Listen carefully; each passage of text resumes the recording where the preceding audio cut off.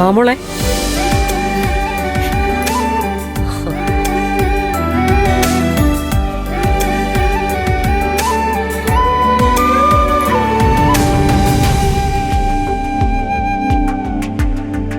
മോളെ ജ്യൂസ് കുടിക്കേ. ഇതെന്താ അമ്മ എടുത്തു വെച്ചിരിക്കായിരുന്നോ? ജ്യൂസ് നേരത്തെ തയ്യാറാക്കി വെച്ചു. എനിക്കറിയാം നീ വന്നു കയറുന്നത് നല്ല ക്ഷീണിച്ചിട്ടായിരിക്കുമെന്ന്. അതല്ലേ ഓഫീസിൽ നിന്ന് ഇറങ്ങിയൊന്ന് വിളിച്ചു ചോദിച്ചത്. ഞാനൊരു സത്യം പറയട്ടെ. എന്താ? നല്ല ക്ഷീണമുണ്ട്. വന്ന ഉടനെ ഒരു നാരങ്ങ വെള്ളമോ എന്തെങ്കിലും കുടിക്കണമെന്ന് കരുതിയതാ. ജ്യൂസ് തന്നെ കിട്ടി. എങ്ങനെയുണ്ട്? പിന്നെ സൂപ്പർ. ഇഞ്ചിയും പുതിനയിലും ഒക്കെ ചതച്ചിട്ടിട്ടുണ്ട്. MLA അല്ലേ, അതിന്റെ ഒരു ഗമ വേണമല്ലോ. അമ്മ കളിയാക്കിയതാണോ? ഏയ്, ഞാൻ കാര്യമായിട്ട് പറഞ്ഞതാ. ഇന്ന് മീറ്റിംഗ് ഒരെണ്ണേ ഉണ്ടായിരുന്നുള്ളൂ. എവിടെയായിരുന്നു? സ്ഥലപ്പേര് മറന്നുപോയി. അച്ഛൻ പറഞ്ഞു, ഞാൻ ചെന്ന് പ്രസംഗിച്ചു.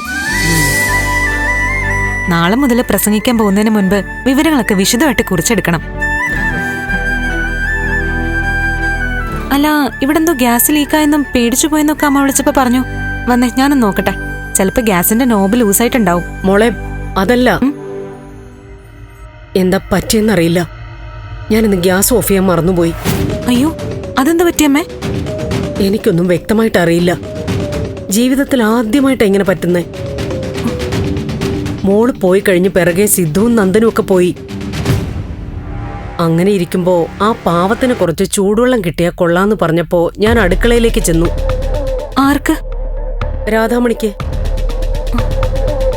ഞാൻ അടുക്കളയിൽ സ്റ്റൗവിന്റെ അടുത്തേക്ക് പോകുമ്പോ ഭാർഗവി വന്നു. അവൾ അകത്ത് കയറിയ ഉടൻ തന്നെ, പ്രഭകുഞ്ഞെ ഗ്യാസിന്റെ മണം വരുന്നു എന്നും പറഞ്ഞ് സ്റ്റൗവിന്റെ അടുത്തേക്ക് ഒരു ഓട്ടം. എന്റെ മോളെ, സ്റ്റൗ തുറന്നിരിക്കുകയായിരുന്നു. ഗ്യാസിന്റെ നല്ല സ്മെല്ലും. ഈശ്വര, എന്നിട്ട്? ഭാർഗവി ഉടനെ സ്റ്റൗ ഓഫ് ചെയ്തു. വാതിലും ജനലും ഒക്കെ തുറന്നിട്ടു. ഒരു മായ പോലെ എനിക്ക് തോന്നുന്നേ. ഞാൻ സ്റ്റൗ ഓഫ് ചെയ്തിട്ട് ഒന്നുകൂടെ നോക്കി ഡബിൾ ചെക്ക് ചെയ്യുന്ന ആളാ. ഇന്ന് എന്താ പറ്റിയെന്നറിയില്ല. ഞാൻ പറഞ്ഞു, ദൈവമായിട്ടാ ഭാർഗവിയെ എത്തിച്ചതെന്ന്. മോളെ, ഞാൻ പറഞ്ഞു ഒന്നും കേട്ടില്ലേ? കേട്ടമ്മേ. അമ്മ പറഞ്ഞതുപോലെ ഭാഗ്യം തന്നെയാ.